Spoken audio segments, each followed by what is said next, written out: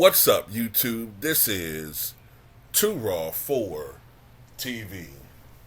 Well, yesterday, Donald Trump and his campaign and his team scored a big victory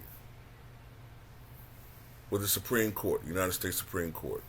Reading from an article from TMZ.com.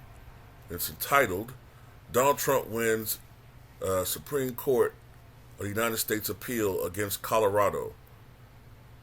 They cannot disqualify him from the November ballot. And for that matter, no other state can as well.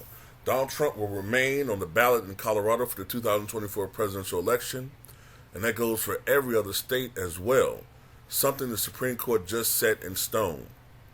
All 9 Supreme Court justices ruled unanimously Monday in favor of Donald Trump and his appeal against the state of Colorado, which had tried to boot him from their November ballot, citing the insurrection clause in the Constitution and deciding that he had, in fact, participated in one on January the 6th. The High Court didn't weigh in on whether that was true or not. All they decided here was that this issue of disbarring federal officials from office over an insurrection was for Congress to decide, and not for the states. In other words, they said Colorado misinterpreted the law. They write in their opinion, quote, for the reasons given, responsibility for enforcing Section 3 against federal office holders and candidates rests with Congress and not the states. The judgment of the Colorado Supreme Court there cannot stand. They went on to say that Colorado's decision to disqualify Trump is now reversed, and that will obviously set a precedent with other states that attempted to do this in recent months as well. Maine and Illinois also barred Trump from appearing on their ballots, citing the new insurrection clause, but now that the Supreme Court has weighed in, they lose as well. This is my take on this. I'm not a big fan of Donald Trump, even though I have stated that I'm probably going to vote for him this year, because I'm going to do what I've done for the Democrats all my life.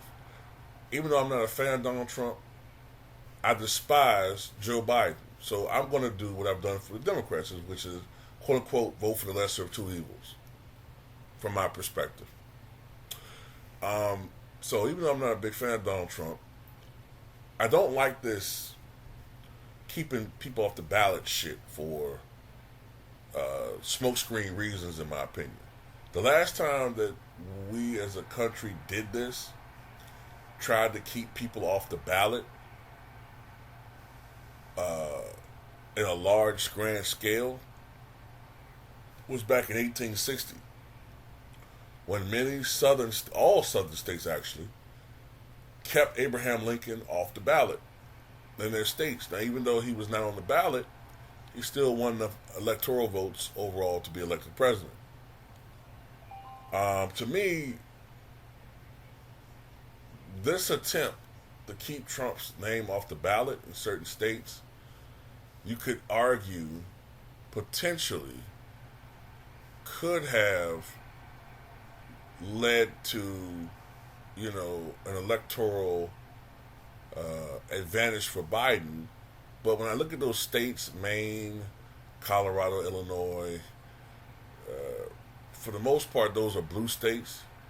Even though I look at some of the polling in Maine, and Trump may be competitive there this year in a way that he hadn't been in a while, I'm noticing Maine, which has been a blue state, seems to be sort of shifting to a purple state, but we have to see about that. But anyway, I also like this attempt at keeping a person's office holders or office seekers' name off the ballot for, supposedly insurrection, right?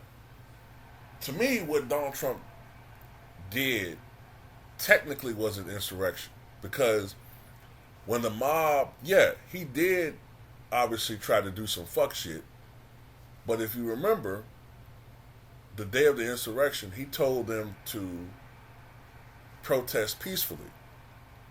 He didn't tell them to go storm the Capitol and raise hell. And to me, that's what saves him from that clause in the 14th Amendment. That's just my opinion. But tell me what you guys think.